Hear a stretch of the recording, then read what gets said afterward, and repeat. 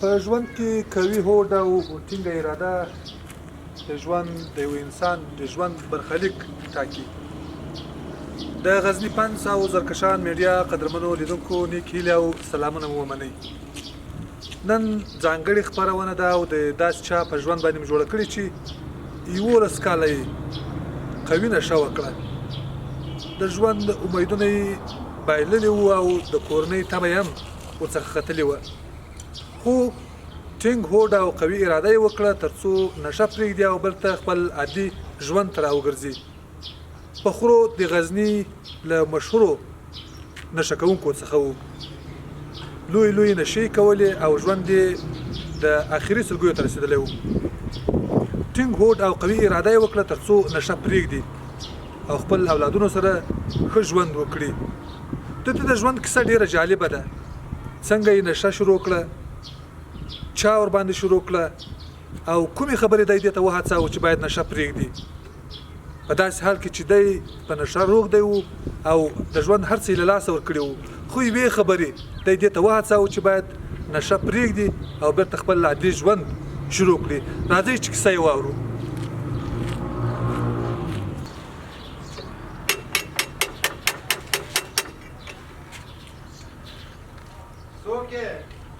بخورو کاکا کور یې؟ کور راځه ورور، څوک یې؟ راځئ خدایم راوله، ستاینس ورور. ښایي جوړ خیر یاست، خوشحاله یاست که راځي طبیعتونه جوړ خو یاست که راځئ محترم راځئ. دا کور کې همسایه یم، دا تقریبا دا کور کې سیستم دا نشه خلاصول دا کور دا خلک دي دا مې جالب دي او دغه مې پسې اشپزخانه دي. اوس کېدای شي دیني ورته و راځئ دیني راځئ چې یو غریبانه د همسایګۍ کور دی. راځئ راځه راځه. دغه مې اشپزخانه مې دغه دي او دغه یو تشناب دی، دغه پسې دا یو کوټه مې دي پوره څلور لوران مې دي کوچنی. یو زوی مې دی چې دلته د انګلیسي په کورس کې دا اووم شهادتنامه دي چې اولي جنې چا نه ده اخیستی، دا د کاتب په کورس کې دی او کاریم د قرآن دی. خو د پښې دغه رقم ایبي و عملیات یې کړلی ده، په ابن سینا کې عملیات کوي او اتې رګونې بند و. اتې دا یو زوی لرم، څلور لوران دي. شکر. قدرمنو لیدونکو د فخرالدین اکا کیسه به اوس له نږدې واورو چې د ده د ژوند ټول داستان څه ډول و، څومره وخت یې نشه وکړه. یو څه چې ډېر مهم دی د ده په ژوند کې، هغه زموږ تاسو او د ټولو دوستانو لپاره ډېره مهمه خبره ده چې په ژوند کې د ملګري انتخاب ډېر مهم دی، چې باید ځان ته داسې څوک انتخاب کړو چې هغه زموږ تاسو په خیر تمام شي، نه داسې چې فخرو کاکا یې په دغه حالت ته ورساوه، یې په داسې یو نشه مخته کړو. د فخرو کاکا د ژوند کې دوه ډېر مهم اساسي او مهم ټکي دي. یو د ملګرو انتخاب یا د ملګرو ټاکنه او دوم ټینګه اراده او ټینګ هوډ. فخرالدین کاکا چې به اوس واورو چې دی څنګه په نشه باندې اخته سو، چا په دې نشه باندې اخته کړو. فخرالدین کاکا چا په نشه اخته کړو، څنګه اخته سو؟ محترم ورونو، دا نشه خو ما دوبۍ کې وم، بیا هم له دوبۍ راغلم افغانستان ته، بیا ایران ته ولاړم. په دا ایران کې دغه سنجوالانو په سنګوري کې مې داسې کار کول، بس یو ورځ دوه ورځ د دې سر کله په دا جمعه کې د کېدو سي دا د موږ پنجوالانو کې راځئ چې نن لږ تریاک راوړو، خو تریاک پسې زینه په زینه دې د موږ نشه پسې پورته ولاړ. بیا رالم دغه خپل وطن ته رالم، دلته مې کاروبار هم سم و، بس دغه انډیوالانو پسې چې ګرځه فخرالدینه چیرې راځه چې دغه ووږو. خو تقریبا په دغه نشه کې ورور دي ما تقریبا لس نیم کاله دغه دا د موږ د یارو کله جومات ټول خبر دی چې تر ما غټه نشه یې څوک نه و. نو بس په دغه نشه کې په دغه رقم اخته سم. نن ولا تریاک وڅښل، سبا ته پسې بل پسې شروع سو، پوډر پسې سو، بیا پسې شیشه سو. اتې دا لس نیم کاله په دغه مرض کې زه اخته سمه، یعنې کاته زندګي مې خراب و. د شپې کله بیا بیخي نه راکړم، هغه تر پل لاندې وم. د ما په زندګي کې دې کیسه راغلی ده چې زه خدای خلکو ځان ته شکرانه خدای باسم چې الله شکر چې تا زه خدای دې خلاص کړم له دې مرضه، پروردګار دې مسلمان. هغه ملګري چې دې نشه باندې اخته کړې، هغه ملګري زه چې معلومات لرم، کوم معلومات چې ما کړي دي، هغه ملګري اوس ډېر ښه ژوندونه لري، ډېر ښه ژوند لري، ځینې په خارج کې دي، له هېواد نه بهر دي، یوازې طب دولت کې په اوله مخته کړې او دغسې پسې پرېښودې. هغه ملګري دي اوس چیرې دي هغه کسان؟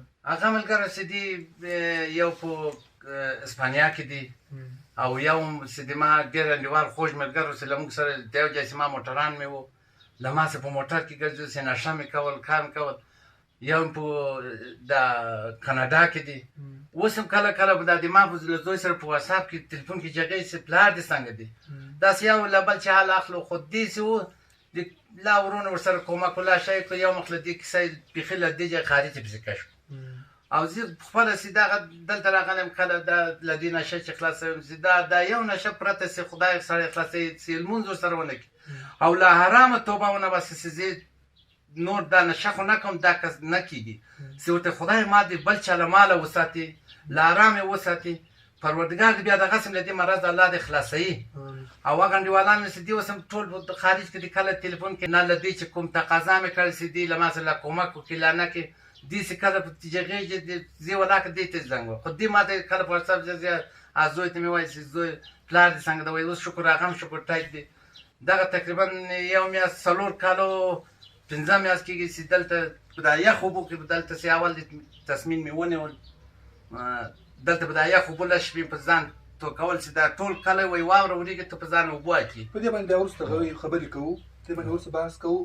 د ژوند داسې دغه د نشې په حالت کې چې وي یا نشه چې دې کوله د کور ژوند د زندګي د له مېرمنې سره له اولادونو سره څه ډول وه؟ څه رقم چلند دې کوه؟ کور ته په څومره وخت کې راتلې؟ باندې دې ځان په څه چلاوه؟ باندې چې باندې کې خو نور د دې عملیانو به څه شي، لا به اشغال ټولوي، لا اشغال به نه ټولوي. سهار انډیوال ته 10 روپۍ ډاکړي 20 روپۍ ډاکړي. لیکن په هغه وخت ما په هغه وخت هم تر اوسه ما ته خلک اعتبار راکول، کار مې کول، زحمت مې ایستل. لیکن چې له خلکو چې اعتبار چې خارج شم چې نور د بله له پوډر شیشه ته والوېدم اتي اعتبار مې سکوت ځان مې په لار سې نسې ګرځولی. کور ته هم چې راکړم یعنې یقیني اوسم دا کور کې ما چې دا 2 ډوډۍ هم راوړل ما دا د ما ډوډۍ لا د اکثر کوچنیان مې نه خوړل، اکثره وایي زه خورم پلار مې راوړی ده خیر ده. لیکن ځوان مې په دغه رقم چلو چې لغه چې خو غلا وکړه، له جوماته له لمونځه له هر شی چې باسکل دې په مخ راکړلو، له هر شی دې په مخ راکړلو چې زه باید خپل نشه پیدا کول مې چې هر رقم کېدو ما باید څه پیدا کول. لیکن ځوان دغه رقم دی باندې ځوان دغه کیسه وپیره دغه حال و دغه سرنوشت. ځینې ظالم ملګري یا هغه کسان چې غواړي ستا ژوند خراب کړي هغه ځان ته ډېر نږدې بولي ملګری دي، خو ځینې وخت داسې یو چلند له چا سره وکړي چې هغه ټول ژوند تباه کړي.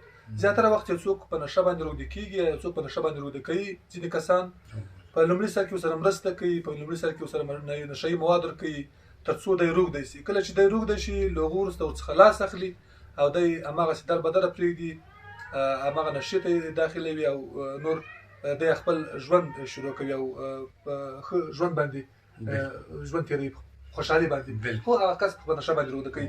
داسې د ژوند یو جالبه خاطره دې راته ووایه کله چې به تا نشه نه وه یا نشهیي مواد به دې نه ولو په څه ډول باندې دا نشه پیدا کوله؟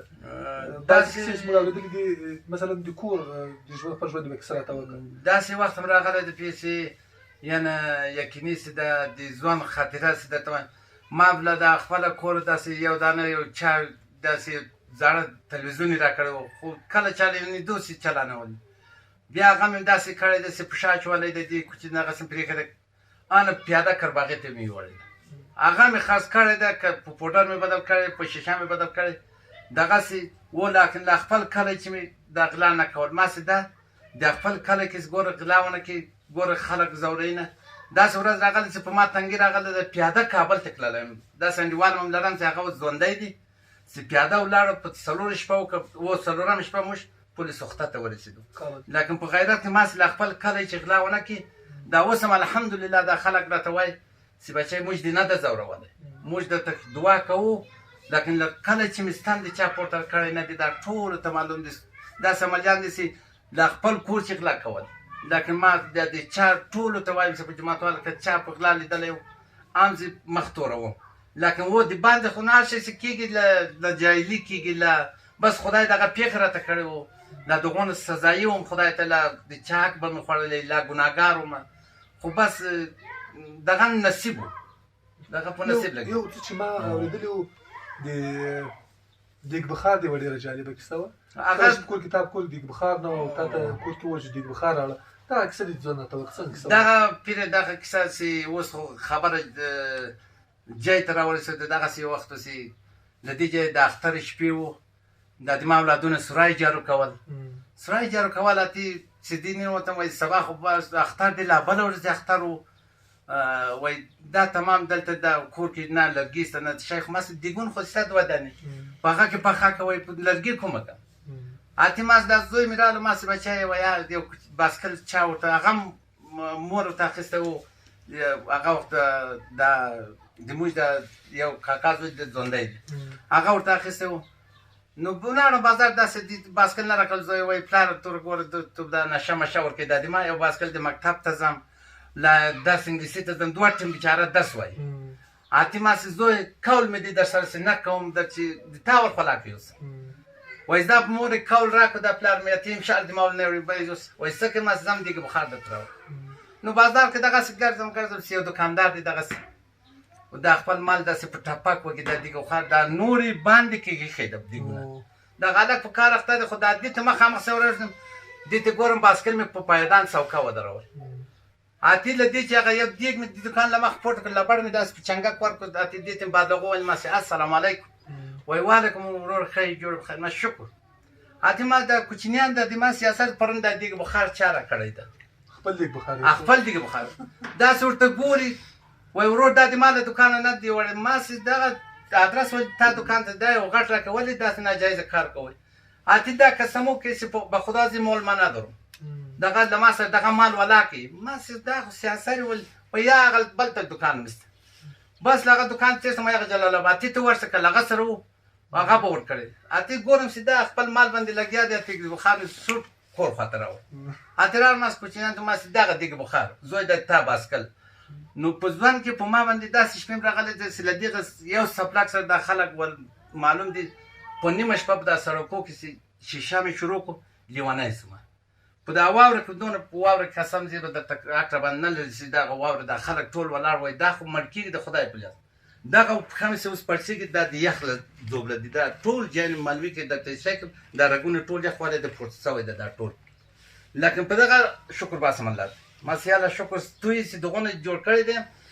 اوس کله کله د اولادونه مې دي چې راته کیني وایي پلاره شکر بېرته راته جوړ شي.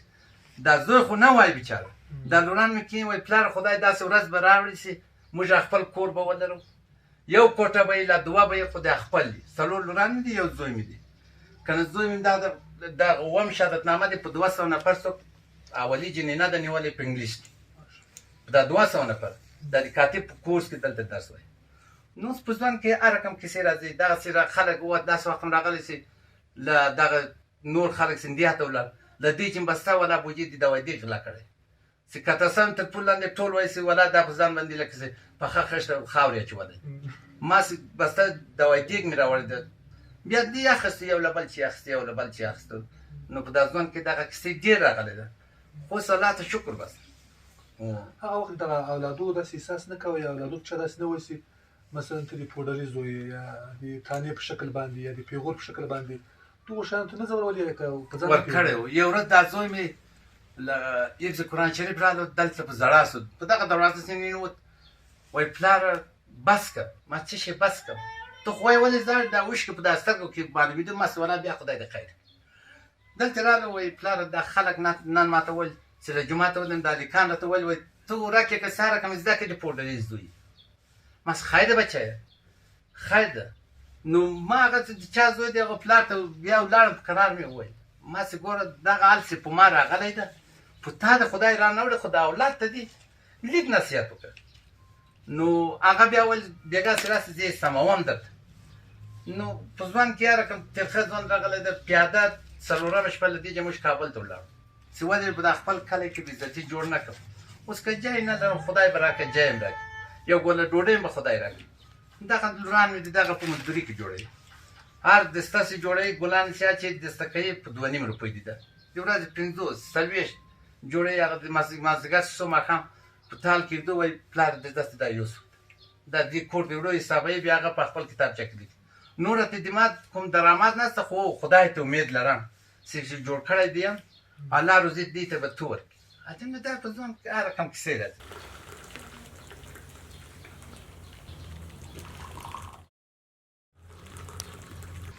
قدرمنو اوریدونکو، تاسو د فخرالدین اکا د ژوند دغه لومړنۍ کیسه واورېده چې دی څه ډول په نشه روږدی سو، د چا لخوا روږدی سو، او په دغه 11 کلونو کې به ده کوم حالت تېر سو، ژوند یې څه ډول او څه رقم و.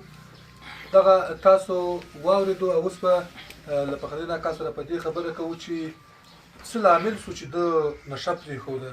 ده د ژوند دغه مهمه او اساسي خبره همدغه ده، څه لامل سو چې د نشه پرېښوده، په څه ډول یې پرېښوده، او کوم غرور دته ودرېده، یا کومې خبرې دته غرور ودراوه چې باید نشه پرېږدي او راشي له خپلو اولادونو سره ژوند پیل کړي. او اوس د ده ژوند څه ډول ده. هغه وخت مو تاسو د ده د ژوند کیسه واورېده چې هغه وخت په ځه باندې څه حالتونه تېر سوي وو، او ژوند یې په څه رقم باندې و، له کور څخه لرې و، له اولادونو څخه لرې و، خو اوس دی له خپلو اولادونو سره اوسېږي او ارامه ژوند لري او یو عادي ژوند یې پیل کړی دی. خو راکه د نشه د 11 کاله وکړه، دغه کومه خبره داسې تا ته ډېره مهمه ښکاره سوه، یا کوم غرور تا ته ودرېد، چا خبر تا ته دا دې ته مجبوره کړې چې باید ته نشه پرېږدې؟ دا کیسه د هغه وخت راته شروع کړه، ما چې اورېدلې ته کابل ته تللی وې، له همغه ورځې راته شروع کړه چې څه ډول کابل ته څنګه ولاړې، څه مجبوره کړې کابل ته؟ خبر دی وکړو محترمه، زه خو داسې له دې چې ورونه کابل ته ولاړم، دلته خو دا غرور کیسه راته ولوېدو چې سړی که دلته که کوم غلا وکړي، لا د چا بام ته خدای نه کرده، لا به د چا شمسی کته کړي، لا به د چا یو شی کته کړي، نو دا خو خپل کلی دی، دا هر څوک پېژني چې په دا کلی کې ولای 3 نفره یو، او په 3 نفره کې دا سوچ کې چې ولا دا خو مصر اول خو دا شروع کړی، دا کیسه به د دې کله چې نشه کوله په دې پوهېدې چې دا ډېر بد کار دی، دا بد کار کوم؟ دغونه احساس په دماغ مې پاته و چې څوک به نه ځوروم، او کلیوال ته به ونه وایم چې 10 روپۍ راکړي. دغونه احساس درېدو. دا احساس په څه وخت کې درته؟ دغه کله چې به نشه یې په وخت کې درته، او کله به نشه څښي نه و؟ نه، دا له اوله تر اخر لکه یو چا چې د خدای عبادت کوي، دغه نه ما سره همیشه دغه اوسي، څوک خپل به ونه ځوروي، خپل جومات ته به نارې کور ته به رانه وړي. دلته همسایه یم، دا یو کورم خدای به در چې وخت دین درته وایي چې په آزاد سو اتې ځه وروره، دغه دې مخ دي. او ما د دغه احساس تا ډېر ښه سوال وکړو چې د کابل د عمل دې په چې شی خوښی کړو، څنګه ولاړې کابل ته؟ دا 4مه شپه ولا 3مه شپه ورسېدو، اتې مازدیګر څنګه ولاړې؟ دا ملګري سره دې څه تصمیم ونیسه؟ ملګري ته مې وویل ما ورور وله درځه دغه یو شی ټي وي له ما سره دی، یو بل شی داسې باسکل دی، وایو ما درځه ورې دا په دا کرباغې کې یوړو ورې خامخا دی اخلي پوډریان ورې هر شی شي وړه په هغه وخت ما نشه کول. نو بس له دې چې دا ما سې هغه سړی نو خو د چا نوم نه اخلم، خو اوس ښایي د تېر ما سې دا وایي پیسې څو درکړم دا باسکل ده، ما دا پورته ما سې دغونه شی راکړه چې تر کابل پورې ورسېږو، موږ پیاده ځو کابل ته، پیسې نه غواړو، دغه پوډر شیشه راکړه. وایي ډېر ښه خبر دی، صحیح ده په دواړه سره. خدای دونه کوچنی ترازو لکه د نارنج نیمه نارنج ترازو جوړ کړی، هغه یې وتله اتې راکړه، وایي دا د تاسې برخه ده. کابل ته ولاړم محترم، کابل ته ولاړم، په 4مه شپه پورې سوخته ته ورسېدو، دوه انډیوالان خو پیاده ځو، او سالار پسې پاس دشت ټوپ دراني ټول خوري را ورسېدو، وږی وم. سړی دا د کابل یو موټا ته مې ویل د کابل قانون څنګه دی، ډوډۍ نه لرو، وږی مې، پیسې هم نه لرو. وایي هلته ننبایي ته مازدیګر ودرېږه، اتې خلک چې کور ته ډوډۍ واخیست، تون بیا ولاړ شه دغسې ورته وایي کاکا یک دانه نان بده. سړی صحیح د مازدیګر څه خلک اتې ماښام اتې لمر په لوېدې دي، هغه خپل انډیوال ته ما چې پلانې پورته څه ولاړ شه. دغه 4 ورځې په لاره باندې تلاس دی، په لاره هم څښي خواړو که ته داسې وږي ولاړ؟ نه، وږی نه یې تللی. کله دغه سالار چې راکړو هغه یو هوټل ته ودرېدو چې لیک داسې ښایي ده که بېکاره شی پاتې شي، موږ مسافر شی نه لرو، خو دې هم پوهېده وایي عملیان است و کابل څخه خرڅه نه ده. بیا کله څوک راکړل، کله وایي زادې موږ په کور کې څوک نشته، بیا دغسې خدای ورسول، کله وچه ډوډۍ و، کله شی چا راکړل، خو وایي بدېدو راکول. خو بس چې کابل چې راورسېدو پولې سوخته ته ما لمر په لوېده و، د انډیوال ته ما چې رحیمه وایه ما چې پورته بچی تو لاړ شه له دې سړی چې ډوډۍ واخله دې کور ته اخلي. خو وایي ته ولاړ شه زه خو ولاړ شرمېږم ما دغه ته زه ولاړ دې سړی پسې دا سب کې نه ولاړ په دا کوټې سنګي کې ما سې حاجي صاحب یوه ډوډۍ ما ته هم راکړه وایي دغه دی در واخله خو مه کوئ دا نشه مه کوئ ما دا واخله دا پایې شاته راله دا انډیوال ته ما سې رحیمه وایه ما سې ورسې ما خو راوړه وایي دغه به نیمه ما سې ولا خپله ځان ته رانه وړې ولا که در سره نیمه یم کوم خو کول مې په نیت مې دغه وکړ رانه وړ ما سې ودرېد دا راوړه داسې ولاړ په هغه پسې ولاړ وایي کاکا یک دانه نان بده دا سړی ولا هغه خو ډوډۍ زیات وخت دې ته ورکوي اتې دې ته ویل وایي ارمان دغه مې تا ته نه درکول یو سپي ته واچول دا څه مدد دا ډېره مهمه خبره دغسې دې سپي خبره وکړو داسې غوږ مې داسې چنګا یو سړی دې ته مې ویل ما سره دې ته اوس ما تا خو تر حیوان هم بدتر یو دا داسې خبره وکړو ما چې دا معنا لري چې تر هغو په هغه دې لورېږي هغه یو ډوډۍ چې حیوان دی دا خبره وکړو ما چې په ما تا ګوره نه لورېږي دا ښه کار نه دی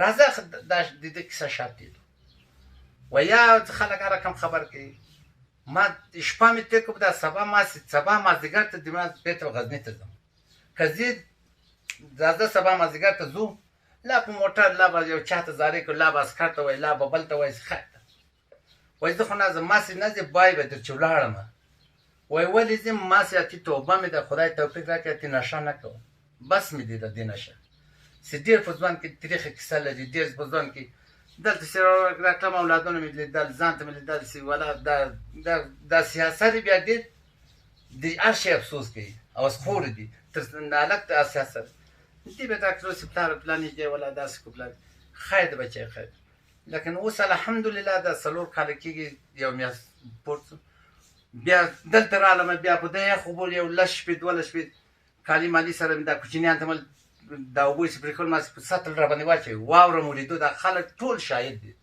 دا د کلی خلک هم شاهد دي چې و په دا زمه کې دا واوره کې دا په ځان وګورو بیا ته پوه شم چې دلته ولا په عذابېږي کابل ته ولاړم هغه 1500 بسترې چې دي هغه ته ولاړم دوه مرتبې مو دې تېر کړ ډاکټران راته ویل و الله د جنتیک هغه ډاکټر رامیش نومېدو وایي دوسیه دې خو 15 شپې دې پوره دې ما ته دوسیه راکړه دوسیه یې راکړه ګوتې مې ولګول ما بیا نه دې کېنه اتې ټول خلک مو تشویق کول چې تېرېږي انشاءالله خلاصېږو داسې دي زه خدای ته دا اوس څلور کاله کېږي الحمدلله آی که غریبي لرم که نه لرم خدای ته شکر بس او اولادونه کوچنیان دي سیاست مې دي وایي ګوره چې ځان خورې نه که شی نسته بیا زیست کوم ما چې یا اوس ولاکه هغه کیسه مې بیخي په یاد له د سهار چې اذان کوي الله اکبر ټول پورته کوم چې دې لمونځ بس روان دي لمونځ ته بېرته راځم دې ورسې چای مای پوخ که ګاز که نه هلته کوچنی سماوات لرو هلته لرګي ټول لا خوا لرګي مرګي ورته راوړم دې په خپله دا د ورسه هر شي سته بلکې خالي بله چای نو په ځوان کې مې ډېر کیسې راغلی دي بیا دغه د خاطره ښه خاطره نه دی خو الله دې هر مسلمان چې دغه تقاضا لري دا خلک ونه وایي چې زه او د اویا کلو یم دا زه به نسم خلاص لکن غیرت همت و سره پرهیزګار سلیک داسې نه کې چې له دې چې اوس خلاصم له دې چې اوس موبایل دې چا ولاړ پورته کړم دا خو اوس مې ونه څکل دا موبایل مې پورته خدای دې بیرته په شر و شرمنده کوي الله کامره حقیقت له هغو سره دي لیکن په والله سړی شرموي خو که هغه وخت د ژوند او وروسته د ژوند څومره توپیر د هغه وخت څه ډول ژوند او وروسته که داسې حالت چې نسبتي هم د اقتصادي مشکلاتو سره هم مخ وي اقتصادي مشکلات هم لري هغه وخت ژوند خوشحاله وي او که په اوسني ژوند خوشحاله وي نه الحمدلله تا خو ډېر ښه سوال وکړو اوس چې زه ګورم کاشکې هغه وخت ما چې دا 10 کاله دغه ژوند ما نه کول کاشکې دا 10 کاله ما دغه اودس لمونځ خدای مې یادول یو اعلی له پاکه غریبي مې اولادو ته راوړل اوس چې ګورم فقط زه وایم چې بېرته له عمر خدای ماته یو تازه عمر راکړی ده تازه چې اوس خبره دا ډېر عملیان چې دي کله د دمشق په کله کې نور مې شته زه وایم چې الله دې ته هم شفا ورکړي او دی بیا یو بل سره چې کینې سوی ولا به خدا شش ماه بعد شروع نه به خدا سال بعد شروع نه دی سوی زیاده خو کال پرس دوم کال وای سای که سال دوم شروع نه دا دی کې دا کیسه سته داسې خلک به په د خپل کور کې د دې خپل سیاست ورته وایي چې لاس وارې د دې بلا په تاسې وګرځېږي دا خو رښتیا همت کو لکه ما نه خدای سره وعده کړې چې بیخي جای په جای مړ شم هم دا کار زه بس او تاجود دلته د خلکو ونه و کله کله چې ډېر وزن مې ډېر خراب و خو کله بخاري دلته نه بلېدو ترون دلته نسته یو تشناب دی یو دهلیز دی د دې خلکو چې زه مینهدار یم زه ورته کور هم ودان د دې خلکو د شپې کلمه دلته ونې ولاړو د دغه امام په کوڅه کې د حاجي صاحبانو یو ورځ مې ورته ما حاجي صاحب دا ونې راکړه د ما کور کې بخارۍ دی ولاکه شی لرم وایي یا نه درکړه دا موږ په خپله وکړو ما ستوي وږي د شپې سکلمه هغه خو ځواني لږ ټایټ وم دا ونې مې بغل ول داسې کړه په باغچه باندې یې لیدو اتې کرا ما په شا راوړل دلته اخر یو ورځ خلاص ټول دلته په لار کې راغلل وایي دا د موږ ونه خو ټول خلاص دا د بیاجي له لاسه مشري کوي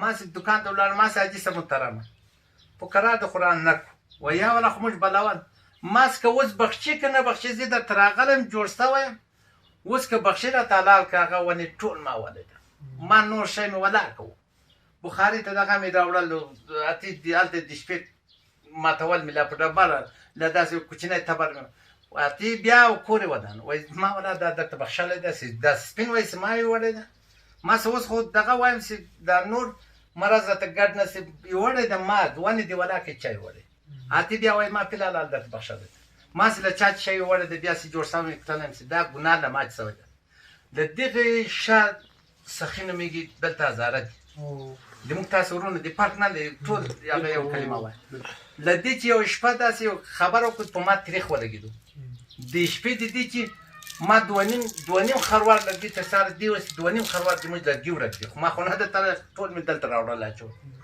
ډېره یو بده خبره وکړو په موږ په ټوله کې بد ول سبا چې راغلو د ما د کاکا زمن ولید وایي بلیا د خدای چوبی ما یمشه دو نیم سه خروار چوبی مې راوړل اتې ما هغه ګونه هغه ما ته وخندل ویل لرګي خو لا تاپ سره یک سخته کوټه ما اخیستی ته وروره ګونه چې اخیستی خو تاسو دغسې واقع په ځان مصرف وکړئ بیا چې جوړ سم مازدیګر په ټیم په دغه سړی دی اوس مخامخ کوم درته دلته لرګي ښه د خدمت ما سخي وروره جوړې په خیر وای شکر هغه له ما سره کله کله گپ وای بچه مال آدم شدی ما سوا آدم شدم ولی تو نگفتی که دین مازدیگرکی در کجا آمدی گفت در کجا آمدی بچه ما گفتم تفلک ما در بغلم است اینمی چوبی ته دو خسه خروارد که در شو گم شد رو ما برده بود سپین می ورته وای ما سو در تراقلم نه یو ورو پویلرم نه ولا شي دغه ټول ما یې وړې د ورور غوډه که بخشي که شي کې وای اوس خو سره استوي ما سه و شکر الحمدلله و خندل اته وای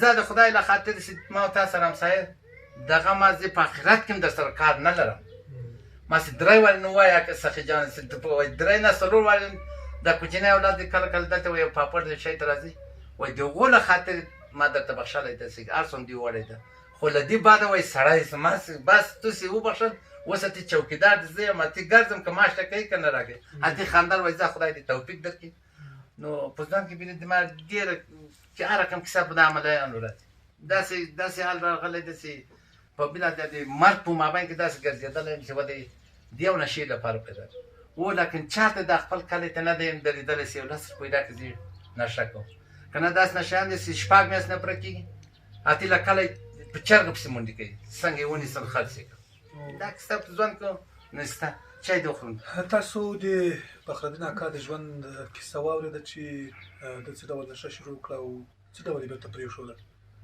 په دغه ټوله کیسه او دغه 11 کاله کې د ده په دا 11 کلن ژوند کې یو څه د دې لامل شو چې دی نشه پرېږدي چې هغه ما کابل کې د یو کس خبره وه چې ورته ویلي وو دا ډوډۍ چې تا ته درکومه دا به یو حیوان ته ور واچوم دې فخرالدین اکا په دغه خبره ورته ودرېده او دا غرور ورته ودرېدو چې نو تر ما په ژوند کې حیوان هم مهم ده له همغه ورځې وروسته یې نشه پرېښوده او تر نن ورځې پورې شاوخوا 4 کاله کېږي چې نشه یې پرېښوده نو که چېرته ټینګ هوډ او ټینګه اراده نه یوازې د نشه پرېښودلو کې په هر کار کې موږ تاسو وکړو هر کار ممکن ده هر کار کېدلی شي او هر کار کولی شو خو یو شی چې مهم دغه زموږ تاسو په ژوند کې ټینګ هوډ قوي اراده او ټینګ عزم ده نو موږ تاسو به په هر کار کې انشاءالله ټینګه اراده کوو او ټینګ هوډ به کوو همدغې اراده باندې او په دغه ټینګ هوډ باندې فخرالدین اکا 11 کلنه نشه پرېښوده نو هېڅ کار ته داسې مه وایه چې دا نه کېږي یا امکان نه لري کله چې ټینګ هوډ وکړو او قوي اراده وکړو هر کار امکان لري او کېږي فخرالدین اکا یک چیز دان شما میشنویم وقتی که یک عملی یا پودری میگه که ما نشه را ایله کردن میتانم یا ایله کردنشان خیلی سخت است. بله بله. برای از اونا پیامتان چی است؟ آیا اینا هم میتونن مثل خودت وارد نشه ایله کنه اگه بخواین؟ بله. خیلی هاست که مده نشه رفتن، خیلی هاست که از گیری خانه خود جگرخون شدن. یعنی خیلی مردم است که از خاطر امی عروسی کرده، از خاطر فامیل خود جگرخون است. به خاطر چی خیلی ها از این تقاضا داره که والا فلانی موتر داره، من فلانی چی نبودم، من خود دختر فلانی خان بودم. خیشوی میتمونه قدش 24 ساعت جگرخونی زندگی رنج خانه او رو مندازه در نشه. او وقتی که به خاطر در نشه رفته یه خوار میشه، یا اولادش خوار میشه، یا خودش خوار میشه. اما خیلی ها در خانه مسئله جگرخونی است. ما خیلی ها رو دت پول پرسان کردیم که لالا تو چی به خاطر چی میزنی؟ تو چی کم کسیدش؟ والا برای من خود زن کرد لالا اینی تو که تقاضای بالا داشت، من دمی 300 که پیدا میکردم. ما گفتم من ایت شوا او تر شوا. خب الفاظای زشت فکر کنم شوهر خودم زد. گفت من خدا شاهد است که من در دنیا خود در دیگه چیز صرف نمیگم که یک روز تحمل نمیکرد که اگه میرون گفت ثوابه قبول نمیشد و گپش. گفت من در این خاطر ما او خیلی هاست اگه این موقع که نشه الا نمیشه.